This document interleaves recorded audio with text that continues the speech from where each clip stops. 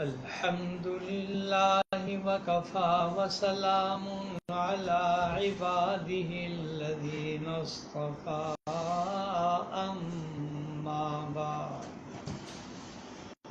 أما بعد فأعوذ بالله من الشيطان الرجيم بسم الله الرحمن الرحيم قل إن صلاتي ونسكي ومحياي ومماتي لله رب العالمين لا شريك له وبذلك أمرت وأنا أول المسلمين صدق الله العظيم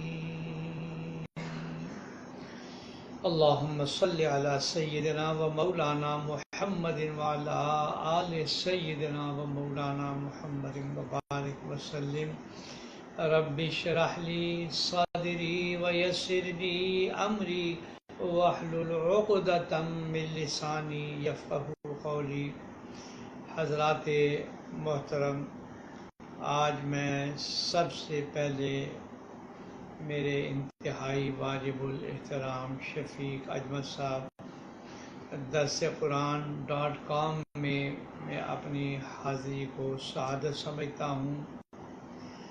آج 14 اگست پاکستان کے حوالے سے میں چند باتیں بڑی درد مندی کے ساتھ عرض کروں گا۔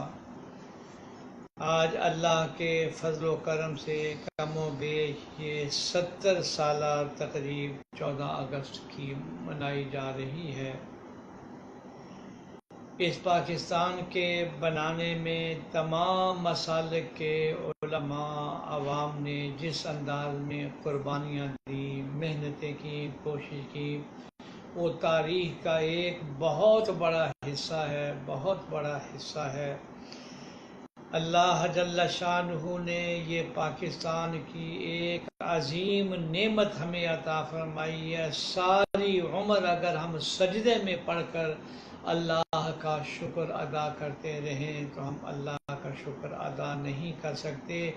کس طرح اللہ نے ہمیں یہ نعمتیں عطا فرمائی ہے، عظیم ملک عطا فرمایا ہے۔ آج میں اس پاکستان کی اس تقریب کے حوالے سے اپنے تمام احباب کے دلوں میں یہ بات لانا چاہتا ہوں کہ میرے بھائی بہنوں اور بیٹیوں، یہ ملک پاکستان بنا تھا تو کلمہ طیبہ کے نام پر بنا تھا۔ گلی گلی ہر بچے کی زبان پر یہ نعرہ تھا، پاکستان کا مطلب کیا؟ لا الہ الا اللہ۔ بچ کے رہے گا ہندوستان، بن کے رہے گا پاکستان۔ الحمدللہ 14 اگست جمعۃ الوداع 27 رمضان کو پروردگار عالم نے یہ سجایا ہوا دسترخوان پاکستان کی شکل میں ہمیں عطا فرمایا ہے۔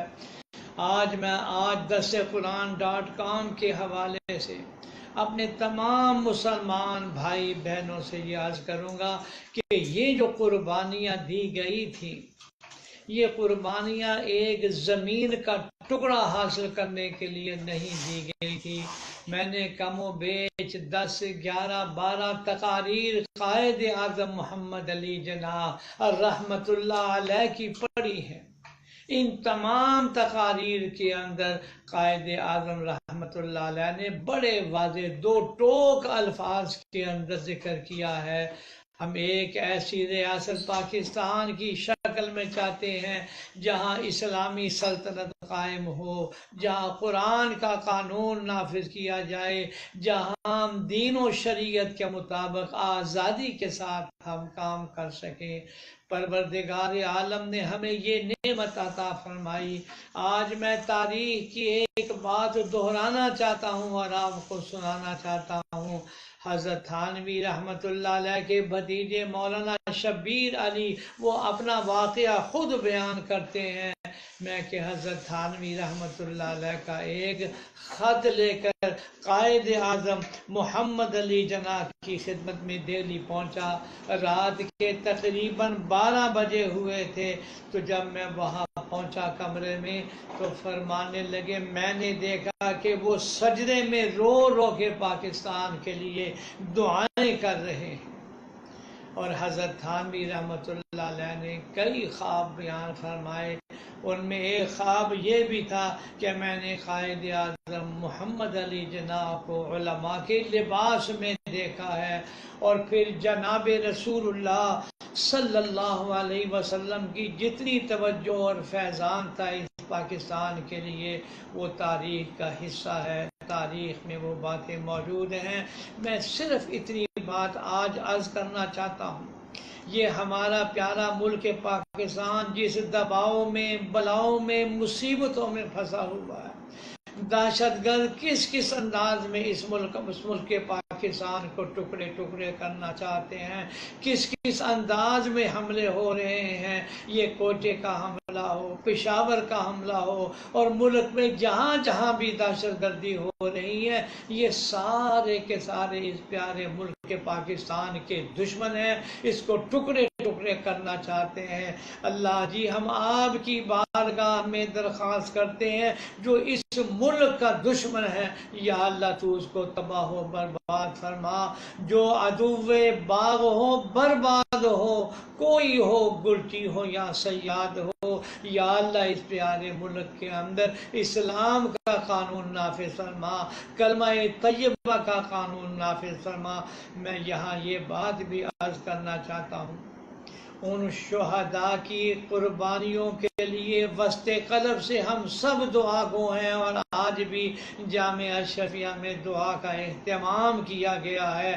میں یہ عرض کرنا چاہتا ہوں کہ اتنی مخالفتوں کے باوجود جتنا دینی کام اس ملک پاکستان میں ہو رہا ہے، شاید ساری دنیا کے اندر بھی وہ کام نہیں ہو رہا ہے۔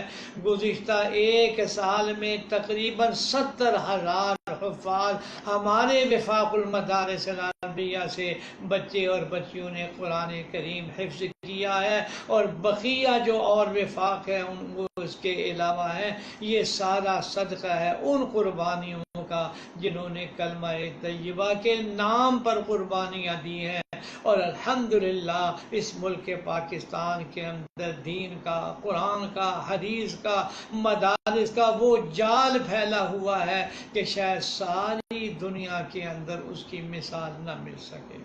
حضرات محترم، اب جو میں درخواست کرنا چاہتا ہوں، یہ ہم بلاؤں میں، دباؤں میں، دن و دن مصیبتوں میں پھنسے ہوئے ہیں، ہر آدمی پریشان ہے، بچے اغوا ہو رہے ہیں، دہشت گردی ہو رہی ہے، قتل و قتال ہو رہا ہے، ہمارے مدارس، مساجد، خانقاہیں، تبلیغی مراکز سارے کے سارے دباؤ میں چل رہے ہیں۔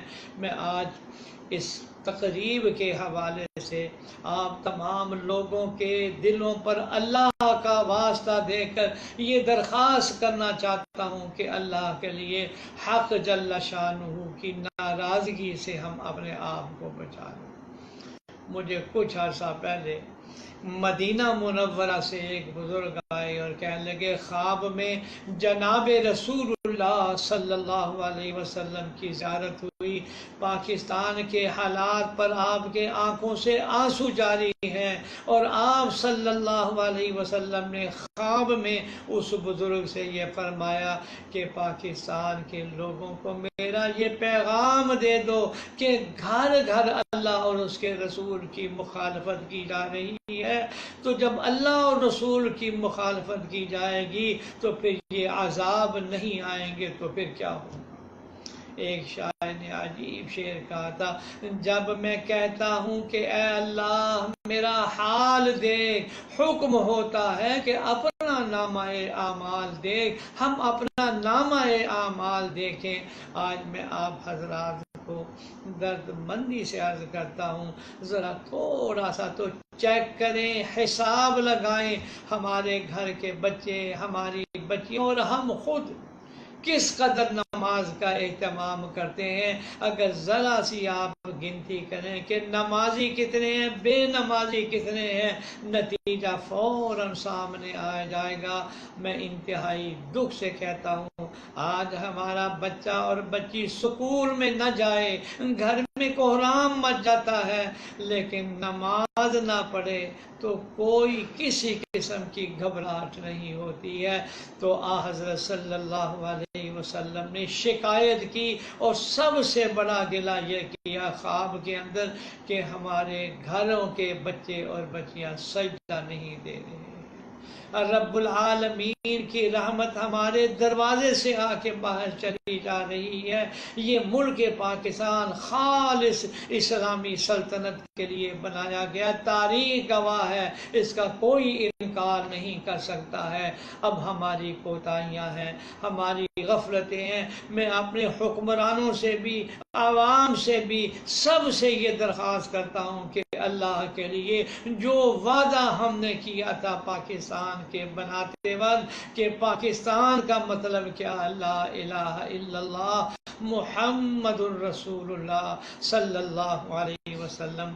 مجھے ایک بات یاد آئی، پاکستان مسلم لیگ نے 1946 میں غالباً دستور ساز اپنی اسمبلی کا اجلاس بلایا۔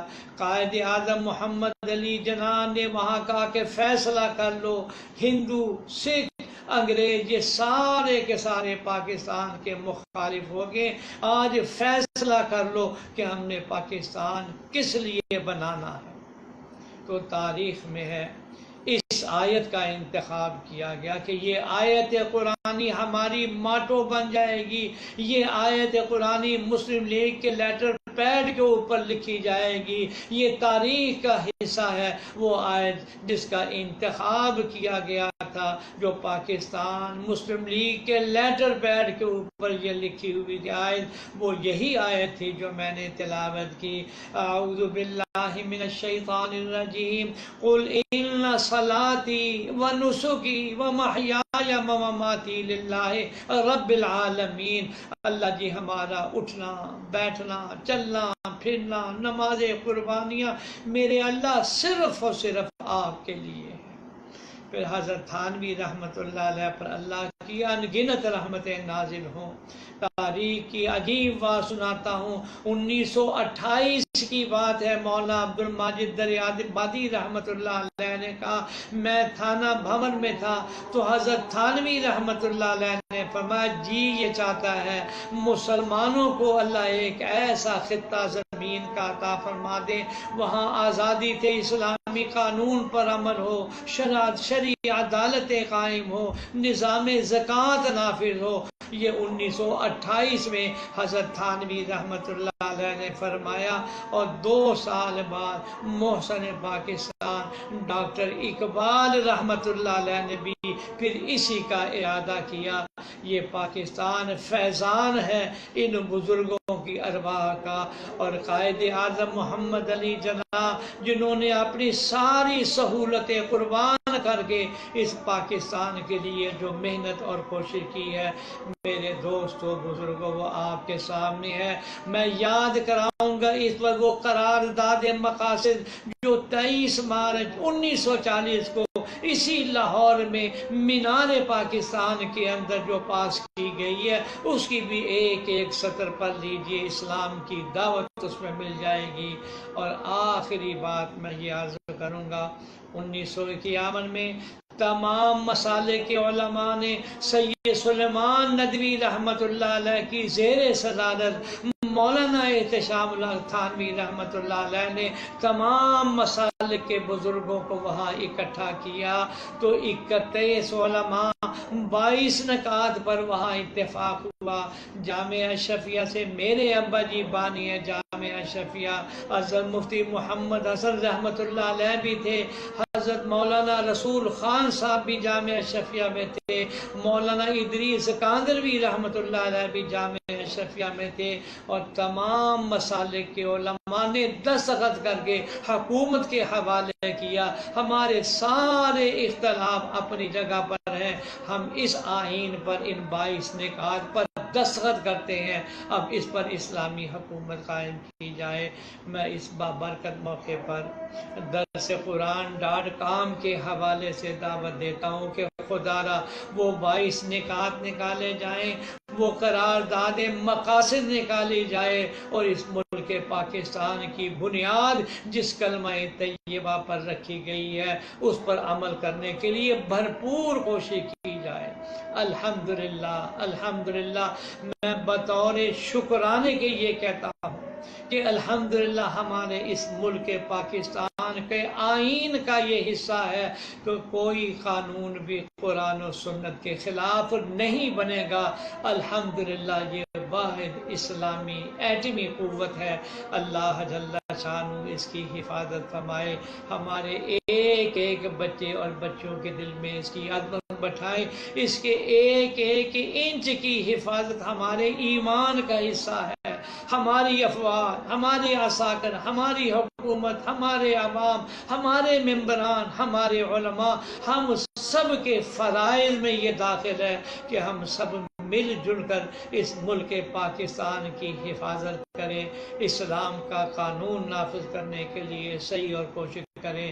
آخر میں میری پھر دعا ہے کہ یا اللہ ان شہداء کی ارواح کو ہماری طرف سے جزائے خیر عطا فرما کہ جنہوں نے اپنی جانوں کا نذرانہ پیش کر کے ہمیں یہ پاکستان کی دولت عطا فرمائی ہے۔